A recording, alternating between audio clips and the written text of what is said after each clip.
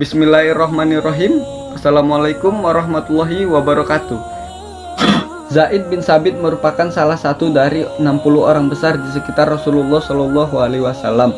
Zaid bin Sabit merupakan orang yang paling berpengaruh dalam pengumpulan Al-Quran, dan berkat dia kita bisa membaca Al-Quran dengan sangat mudah dan dapat mendengar alunannya dimanapun. Tapi sebelum itu, jangan lupa like, subscribe, dan aktifkan lonceng notifikasinya. Share informasi ini ke teman-teman dan keluarga kalian masing-masing. Sebab sebaik-baik kalian adalah orang yang mempelajari Al-Quran dan mengajarkannya. Jika Anda membawa mushaf dengan tangan kanan Anda, menciumnya dengan penuh tahjim, lalu berjalan di antara taman-tamannya yang mempesona, surah demi surah, ayat demi ayat, ketahuilah, di antara orang-orang yang wajib Anda ucapkan terima kasih dan Anda hormati sedalam-dalamnya terhadap karya yang luar biasa ini adalah seorang laki-laki agung. Ia adalah Zaid bin Sabit. Zaid bin Sabit radhiyallahu an adalah seorang sahabat Ansor. Nama asli Zaid bin Sabit adalah Zaid bin Sabit bin Ad-Dahak Al-Ansori. Ia berasal dari Bani Najjar yang merupakan keluarga Rasulullah Shallallahu Alaihi Wasallam di Madinah. Dia dilahirkan pada tahun 611 Masehi atau 10 tahun sebelum Hijriah di kota Madinah. Saat Rasulullah tiba di Madinah, kondisi Zaid kala itu adalah seorang anak yatim. Ayahnya wafat pada perang Bu'ats di tahun pertama Hijrah. Usia Zaid tidak lebih dari 11 tahun. Ia memeluk Islam bersama keluarganya. Rasulullah pun mendoakan keberkahan untuknya.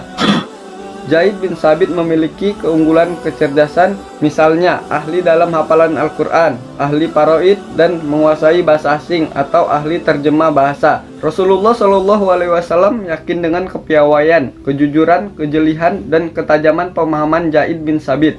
Beberapa keunggulan yang dimiliki oleh Zaid bin Sabit tersebut sekaligus menjadi faktor-faktor yang menyebabkan Zaid bin Sabit terpilih sebagai penulis wahyu Al-Quran pada masa Rasulullah Shallallahu Alaihi Wasallam.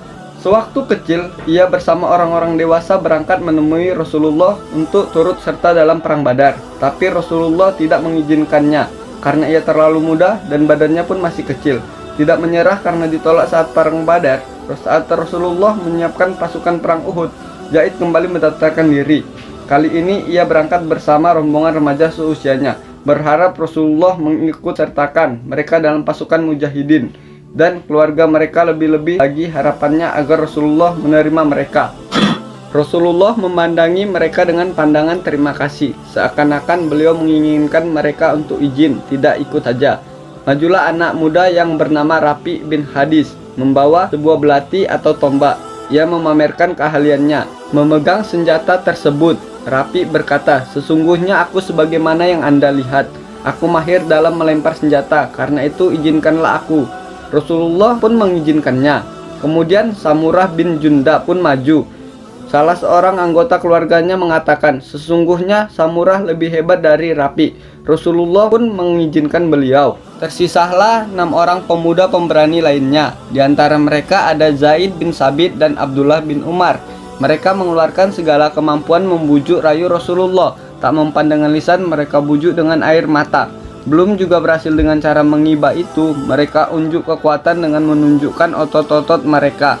Tapi usia mereka masih terlalu muda dan tubuh mereka masih begitu kecil. Rasulullah Shallallahu Alaihi Wasallam menolak mereka secara halus, sekaligus menghibur mereka dengan berjanji akan mengajak mereka pada perang selanjutnya. Akhirnya Zaid bin Sabit bersama anak-anak seusianya memulai pengalaman jihad mereka di perang Khandaq pada tahun 5 Hijriah. Zaid bin Sabit radhiyallahu anhu berkata, "Pada perang Bu'ats aku berusia 6 tahun. Hal itu terjadi 5 tahun sebelum Rasulullah Shallallahu Alaihi Wasallam datang ke Madinah, dan saat itu aku berusia 11 tahun. Aku dipertemukan dengan Rasulullah. Mereka berkata, ada seorang anak dari kabilah Hazraj yang telah menghafal 16 surat, namun beliau tidak mengizinkan aku di perang Badar dan Uhud. Barulah aku diizinkan di perang Khandaq." Zaid memegang bendera Bani Nazar di perang Tabu. Awalnya bendera tersebut dipegang Umarah bin Hazm, tapi Rasulullah mengambilnya dan menyerahkannya kepada Zaid. Umarah berkata, "Wahai Rasulullah, apakah ada sesuatu tentangku yang buruk yang sampai kepadamu?" "Tidak ada, tapi yang lebih banyak menghafal Al-Quran layak dikedepankan, dan Zaid lebih banyak menghafal Al-Quran daripada engkau." Perlu diketahui, dahulu para sahabat menghafal 10 ayat 10 ayat. Ketika mereka sudah paham dan mengamalkannya, barulah mereka menambah hafalan. Sehingga siapa yang paling banyak hafalannya, maka semakin baik kualitasnya di antara mereka. Zaid bin Sabit sebagai penulis wahyu masa Rasulullah SAW mempunyai peran besar terhadap Al-Quran setelah wafatnya Rasulullah SAW, yaitu pada masa kekhalifahan. Peran Zaid bin Sabit pada masa Khalifah Abu Bakar As-Siddiq radhiyallahu an adalah sebagai pengumpul ayat-ayat Al-Quran yang kemudian ditulis kembali untuk dijadikan satu mushaf Al-Quran. Pada masa Khalifah Umar bin Khattab radhiyallahu an, peran Zaid bin Sabit adalah sebagai pengajar Al-Quran di kota Madinah. Pada masa Khalifah Utsman bin Affan radhiyallahu an terjadi perselisihan karena logat yang dipakai dalam membaca Al-Quran berbeda-beda.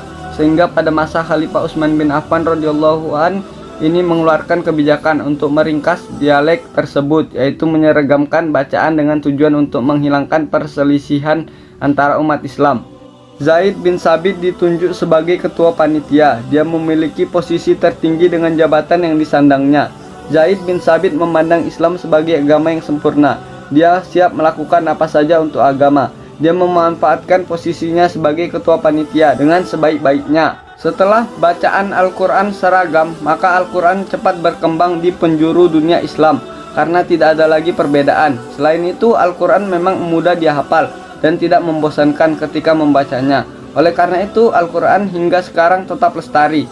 Setelah terbentuk Mushaf Utsmani yang dilakukan oleh Zaid bin Sabit dan para anggotanya, tidak ada lagi kodifikasi mengenai Al-Quran tersebut.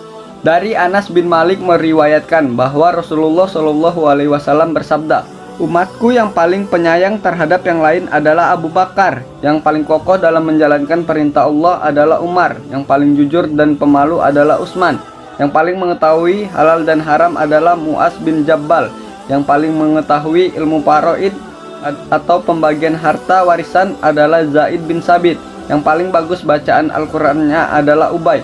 Setiap umat mempunyai orang kepercayaan, dan orang kepercayaan umat ini adalah Abu Ubaidah bin Al-Jarrah. Hadis riwayat At-Tirmidzi 3791.